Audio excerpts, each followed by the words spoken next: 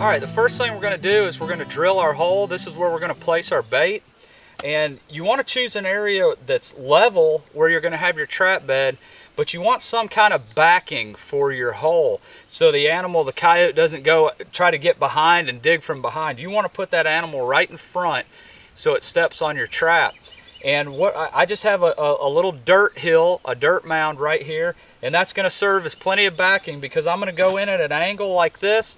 So that's going to force that coyote to come here and investigate that bait from the front because it's going to want to stick its nose down in there. And when it does, it'll put its paw right here in the lowest point, and that's where our trap will be. So this serves as backing. You can also use, you know, a tuft of grass, you know, anything that forces that animal to come around. A small shrub, you know, anything works just as long as there's something that makes that animal have to come around. So we'll go ahead and get started with our dirt hole first. All right, now we're going to dig our trap bed, and that's going to go just directly below the hole here, and I'll show you how that goes in.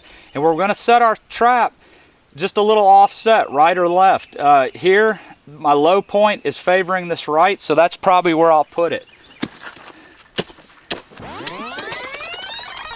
All right, and then I'm going to dig a little bit of an extra hole here. That's where my chain and my stake will go.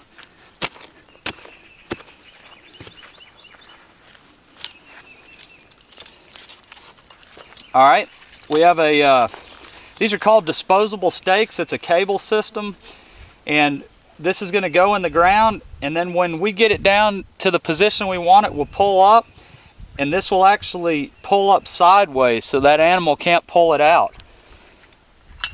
And all you do is you simply put your stake driver on there, down in the hole like so.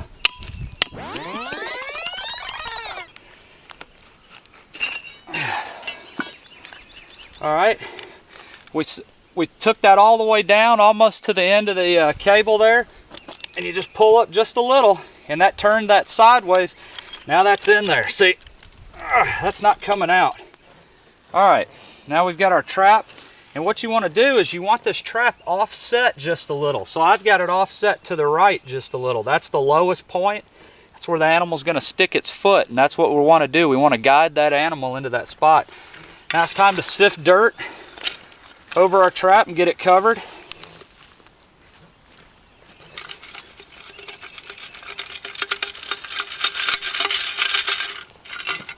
You just want to create a little mound over it, and then I'll show you what we do from there. And my rock and everything that I sift out, I like to put it on the side, you know, sometimes where I don't want that coyote stepping. I don't want the coyote coming in at this angle. I want it to come in here and step right on my trap. So I just kind of block it from doing that.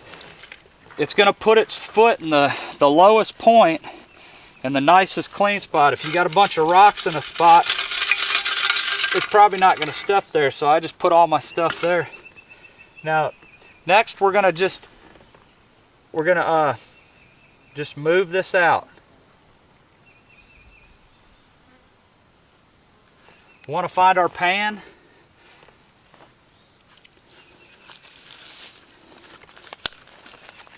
And I'll show you. There's our pan. Just move that out.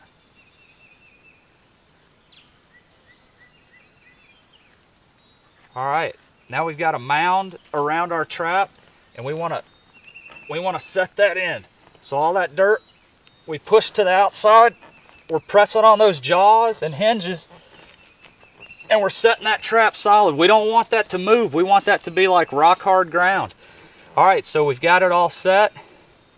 There's our pan. I'm gonna kind of keep an eye on that because if I need to make any adjustments, I want to know where that's at.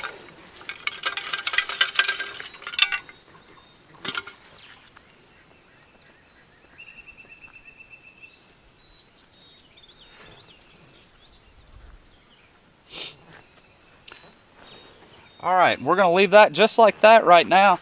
Now the next thing we're going to do is we're going to bait our hole.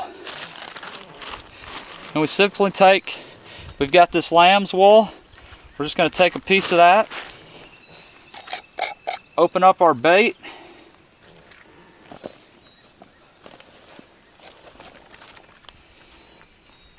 And we're just going to get some on a stick. And we're just going to smear that in the lamb's wool. Throw that down in our hole. Push it down in there. We want that animal to hunt for it. And in the summertime, it's hot. Bugs are out.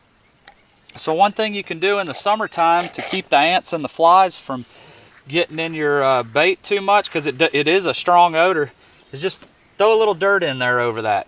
Coyote's still going to smell that, but you're going to get rid of that, you know, as far as the flies and the ants getting in there and eating it and carrying it off. Now this is our red Fox Gland Lure, and all we're going to do is just get a little bit of this on a stick here. Got that on a stick. We're going to set that right above our trap, right there above our hole. All right, and then the last touch, we've got red Fox Urine. We're going to put that just above the hole as well.